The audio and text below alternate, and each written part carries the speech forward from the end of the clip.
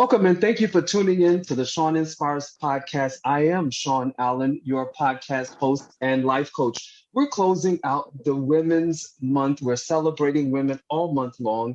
I have an amazing guest today. She's not just a family member, but she's a major leader in the healthcare arena. So I'm just going to go ahead and start the show by reading Dr. Tamajah Jordan's bio, and then following that, she will come in her own way to introduce herself to the audience. So, guys, we have today with us Tamajah Jordan. She's a native of New Orleans, Louisiana, graduate of Xavier University with a BS in biology and a minor in French. Dr. Jordan expanded her interests during her clinical years at Emory School of Medicine in Atlanta, Georgia, while also doing rotations at Grady Memorial. She completed her family medicine residency in 2007 at Ventura County Medical Center in California and served as chief resident during her 3 years there.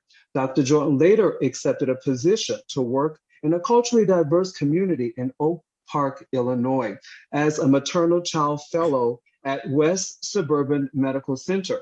She served as co-director of the MCH Fellowship for 5 years before accepting the position of medical director. Her passion for international medical mission keeps her going passionately as she cares for her patients. Dr. Jordan is currently serving as part of the MacNeal medical team in Illinois, where she also happened to meet her current husband, Corey. When Dr. Jordan isn't working, she enjoys long walks, cooking, baking, watching television shows like Whose Line, and also pretending to be a contestant on Cash Cab. What an amazing bio. I will let you come and share a little bit of who you are, and then we'll go right into the interview. So, Dr. Jordan, welcome, and I'm so glad that you're here with us today. Thank you, Sean. And yes, Corey is my current, and he better be only husband. But we, I think it's one. Thank you for having me. It's such a privilege and a blessing to be a part of this opportunity to inspire your followers. I really just enjoy being able to talk with you, and hopefully something I say today will encourage someone. I am originally from New Orleans. Sean and I grew up celebrating Mardi Gras and Christmas and all these different great things that New Orleans has to offer together. And, I think for me, I love my city and love my family, but for me, I knew I wasn't meant to stay there.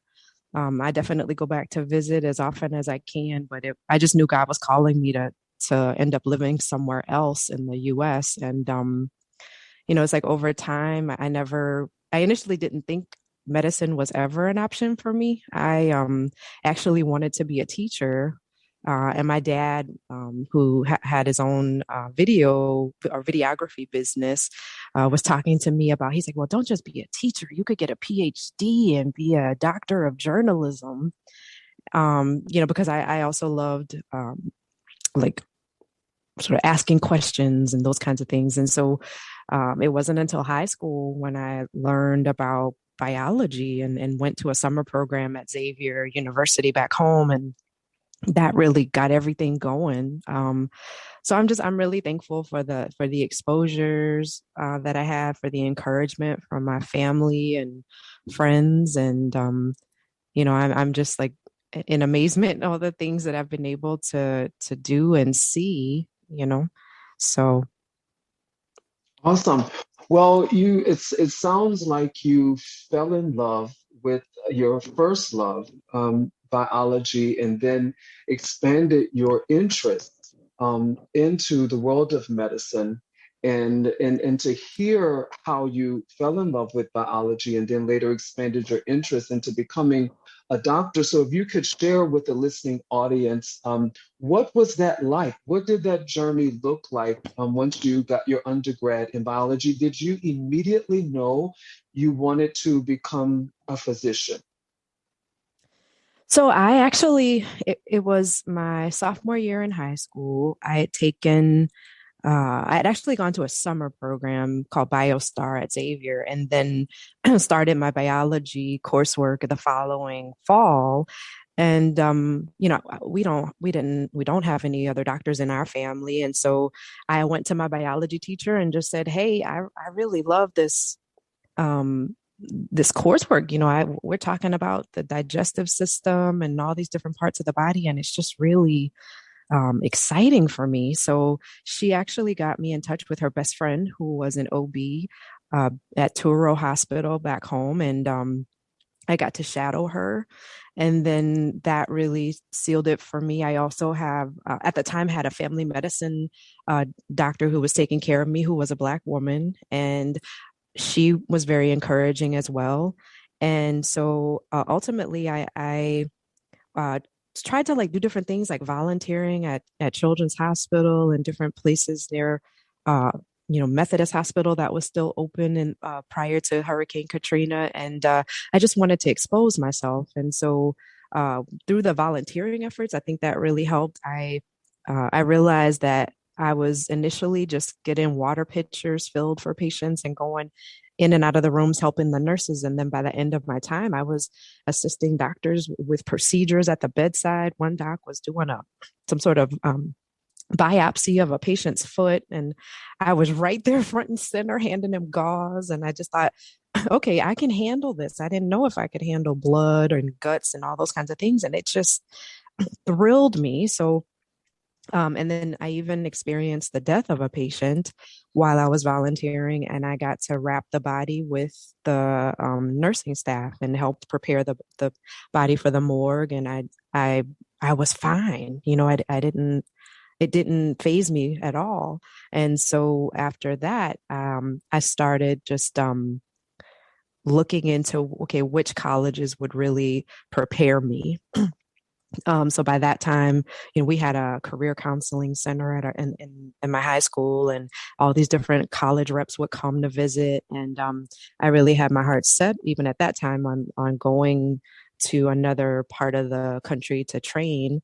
And then my cousin, Kurt, Yes. basically started talking to me, and he said, I had applied to Xavier, and God had blessed me with a full ride, tuition paid. And I had gotten into a few other schools around the country. And he called me and he said, why would you spend all that money, and invest in investments like going away when you could stay home, not have any debt, and go to a school that is known for getting African Americans into medical school. Like, it's right here in your backyard, and you're going to pass up that opportunity. And and he made me think. My initial goal was, okay, I want to get into medical school. So he is saying a lot of things that are so very true. And so I prayed about it, and it didn't take me long, and I realized, okay, I'm going to stay home, you know? Amazing. And Amazing. And I so, love, and now you are now, from what I'm hearing, and this is exciting. This is really, really exciting because I know there's many men and women. I know we're celebrating Women's Month, but there's men out there also that are listening who have desires and interests to work in the medical profession, whether it's being a nurse or becoming a doctor. I heard you mention faith and praying. So let's just talk about that just a little bit.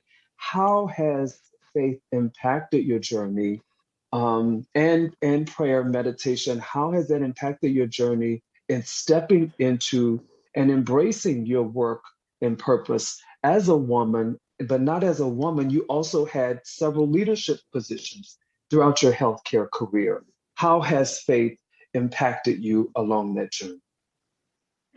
oh wow, I, I, I know that God got me through so much, and I, have always been a believer, and I've definitely leaned on God so many times, during the process of applying to colleges, applying to medical school. For a long time, I was very, very involved in church. When I was coming up in the youth ministry, um, in the choir. I always would make sure that I never, would forsake the gathering of believers. And so I always, would learn and grow and hang out with a lot of really encouraging folks. And then I think during medical school, I had some struggles and belonged to a church in Atlanta. I went to Emory for med school, and that at that time I was like I was having trouble with biochemistry in my first year of med school, and it was like the questions of, okay, well, am I supposed to be here, God? What is this? I had gone to a learning specialist, and I was like, well, am I dyslexic? Like, what is wrong? And because I was, it was like I was so used to doing okay, doing well, and so to start medical school and to struggle, it was just like, okay. And so, me not just trusting man, and really talking to God and praying and getting myself together really helped. And I ended up passing the class, but but I know that was nothing but God, And so Yes. I think my faith has really gotten me through. There's no way I could have done this, especially being the first doc in my family. I think having a consistent church home has really helped. I know that prayer has really been key. One of the things that really changed me was having moved to Chicago. I became a member of a local non-denominational church here called Living Word, and started learning about this connection of like where faith and healing come together, and there's so many scriptures where Jesus healed and Jesus performed all these miracles. And it's like, okay, as a doctor, I'm not God, but I can use my faith and prayer and all of these gifts that God has given me to be able to speak life into my patients and to be able to pray into their situations. So, and I was watching these different videos like Finger of God and these different videos by blanking on the producer's name, Doug Wilson, I think is his name, Darren Wilson, I think is his name. But there were all these videos of these different evangelists who were going all around the world, and they were allowing, praying and asking God to grow limbs and heal the lame and all these things. And I was just on fire, Wow. and it really spoke to me, because I said, God, you created us. Everything I do is because of you. So all of these amazing things that I'm seeing in these videos and seeing and hearing people do, like, I want to heal, like I want to be able to do all these things. And so, so I, um, started going, like my church has a ministry school. And so I joined and graduated from the ministry school about maybe 6 or 7 years ago. And, and I said, God, I want you to teach me what this means to have this sort of balance of the medical knowledge I have with the healing power and faith and all the things that I Mm. know to be true, And so, and I had these wonderful opportunities to go to Haiti and go to the Dominican Republic and all these amazing places. And what I've Wow. found is like it's like he takes over and really speaks when I'm out of my regular schedule.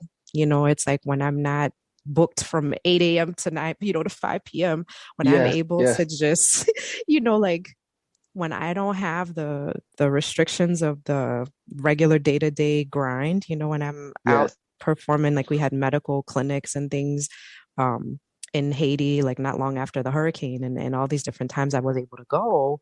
I mean, it was like God was just flowing. We were praying over patients. I was laying hands on people. I was just like um, giving, we were giving medicines and all those things too. But I found that God would use me so much when I would travel. And Mm. so, and it's not to say that he's not using me now, but I felt so free. Mhm. Um, and it's a freedom that I had never felt. And so those experiences have really helped shape me, so that when I, would come back and, now, being here in Chicago, I said, okay, God, I want to tap into that. How can I get off of this sort of like hamster wheel of like the regular day-to-day Right. schedule and still find you, Absolutely. Yes. in my day. And so um, so prayer is very important to me. I just of late in the last few months have started doing like a 5 or 10 minute meditation. I have like guided meditations that I do. but it helps to settle me. It helps to give me